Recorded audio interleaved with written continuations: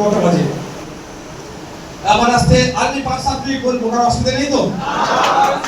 আমার আসতে একটু দেরি হয়েছে। এটাকে আপনারা আবার রাস্তার যা অবস্থা, মানে স্পিডে গাড়ি চালানোর কোনো পজিশনই নাই, 30-40 খুব বেশি হলে তাও পারা যাচ্ছিল না। তাই বন্ধুগণ আমার একটু লেট হয়েছে। তাই বন্ধু আপনাদের বলবো, লড়াই হবে ইঞ্চিতে ইঞ্চিতে। পেছন দিকে টাকা বাড়ার সময় নয়। আপনাকে আমাকে জাতের নামে, ধর্মের নামে, বর্ণের নামে, এখন আবার মাসলাকের নামে ভাগ করে রাখতে চাইছে। তাই বলবো, আসুন এগিয়ে আসুন। জাত ধর্ম বর্ণ নির্বিশেষে মাসলাকের থেকে থাকবে, মুফতিরা আলোচনা করবে কোনটা জায়েজ কোনটা না জায়েজ, কোনটা বৈধ অবৈধ। এখন আমাদেরকে ঐক্যবদ্ধ হতে হবে। কে রাম, কে রহিম, কে ফাতেমা, কে সীতা, সেটা আমার দেখার দরকার নেই। কে আহলে হাদিস, কে বেরেলি, কে তাবলীগ, কে দেওবন্দি, আমার দেখার প্রয়োজন নেই। এই মুফতিরা ডিসাইড করবে কোথায় হাত বাঁধবে। নামাজ আমিন জোরে বলবে কি আস্তে বলবে, নিশ্চিতভাবে মুফতিরা আছে। দীর্ঘকাল ধরে আলোচনা চলছে মুফতিদের মধ্যে, আগামীতেও চলবে। এটা আমার মনে হয় জীবনে বন্ধ হবে না দুনিয়া শেষ পর্যন্ত।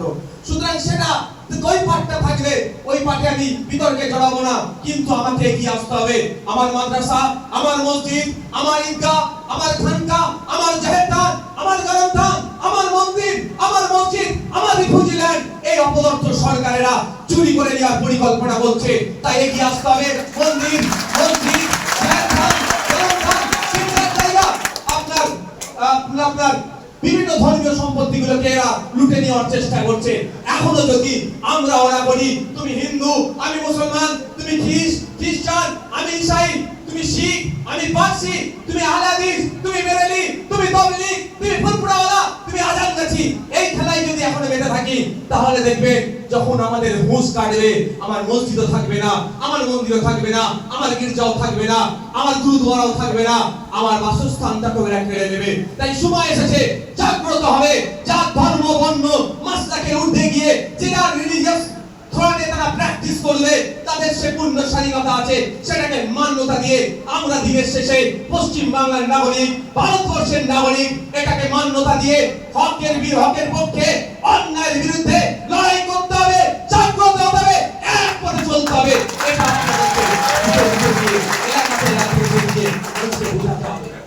এখন দেখছেন না, এখন খেলা চলছে। যাকে যে ওষুধটা দেবো যেন কাজ করে, ওরা ফেয়ার করছে।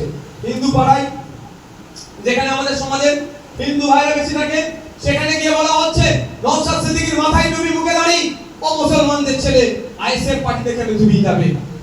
মুসলিম পাড়ায় চলে যাচ্ছে, যেখানে গিয়ে দেখছে যে যদি ওকে বিজেপি দালাল বলি, ওটা খাবে, বিজেপি দালাল বলে দিচ্ছে। আবার যেখানে দেওবন্দি মাসলাকের মানুষজন একটু আছেন, সেখানে গিয়ে বলছে ওটা ফুরফুরা সেলসেলার ছেলে, তুমি এ করছো কেন? আবার যেখানে অন্যান্য মাসলাকের মানুষজন আছে, স্কুল অফ থট আলাদা আলাদা থাকতেই পারে, থাকবে না ভাই? এটা আজ থেকে আছে নাকি? এটাকে জীবনে মিনিমাইজ করতে আপনি পারবেন না। কিন্তু প্রশ্ন হচ্ছে এটাই, মোদি বাবু যে নতুন ওয়াকফ সংশোধনী আইন নিয়েছে, মাদ্রাসা মসজিদ কেড়ে নেওয়ার চেষ্টা করছে, একবারের জন্য কি বলছে যে মসজিদে আহলে হাদিসদের সেটা করব না, যেটা ফুরফুরাওয়ালা সুন্নি জামাতের মসজিদ সেটা করব, বা যেটা বেরেলিরা নামাজ পড়ে সেটা ছেড়ে দেব, যেটা দেওবন্দিরা নামাজ পড়ে সেটা কেড়ে নেব। একবারের জন্য শুনেছেন আপনারা? ওরা মসজিদ করার চেষ্টা করছে। আজকে মসজিদ কাটছে, কালকে ওরা মন্দির কাটবে, পরশুদিন ওরা গির্জা কাটবে, তারপর দিন ওরা গুরুদ্বারা কাটবে। এই পরিকল্পনা চালাচ্ছে। জমি মাফিয়াদের নজরে পড়েছে ওয়াকফ সম্পত্তি। তাই ওয়াকফ সম্পত্তিকে বাঁচাতে গেলে আপনাকে এগিয়ে আসতে হবে। কোন মাসলাকের মানুষ আমার দেখার প্রয়োজন নেই, কোন ধর্মের মানুষ আমার দেখার প্রয়োজন নেই, কোন জাতের মানুষ আমার দেখার প্রয়োজন নেই, কোন বর্ণের মানুষ আমার দেখার প্রয়োজন নাই। 2025 ওয়াকফ সংশোধনী আইনকে বাতিল করতে হবে। যে ধারাগুলো শুধু মুসলিম সম্প্রদায়কে আঘাত দেয়নি, সংবিধানের একাধিক ধারাতে আঘাত দিয়েছে, সেইগুলো বাতিল করতে হবে। তার জন্য আমাদেরকে লড়াই করতে হবে। সেই লড়াইটা বুথ স্তরে আপনারা যারা আছেন তাদের কি সাথ নিয়ে হবে, তারা আপনারা বুথে পৌঁছে যান, মানুষকে বোঝান যে আজকে আমরা কোন জায়গায় দাঁড়াচ্ছি। যে আমাদের গল্প দিচ্ছে তুমি চিন্তা করো না, পশ্চিম বাংলায় ওয়াকফ সংশোধনী আইন হতে দেব না, তারই আমলে এই পশ্চিম বাংলার বিভিন্ন ওয়াকফ সম্পত্তি লুট হয়ে গেছে। লেটেস্ট যেটা চলছে এখন, সেটা বহরমপুরের কারবালার কবরস্থানের জায়গা আবার দখল করার চেষ্টা করছে তৃণমূলীরা। তুমি কার উপরে ভরসা করছো ভাই? কে বলুন? জাত ধর্ম বর্ণের ঊর্ধ্বে গিয়ে বলুন। আপনারা চলে যান বুথে, বুথে গিয়ে বলুন আপনাদের যে বিজেপি সরকার কেন্দ্রের রাষ্ট্রপতি হিসাবে দ্রৌপদী মুর্মু মহাশয়াকে বসিয়ে রেখেছেন, ওরা বোঝাতে চাইছে আদিবাসী দরদি বিজেপি সরকার।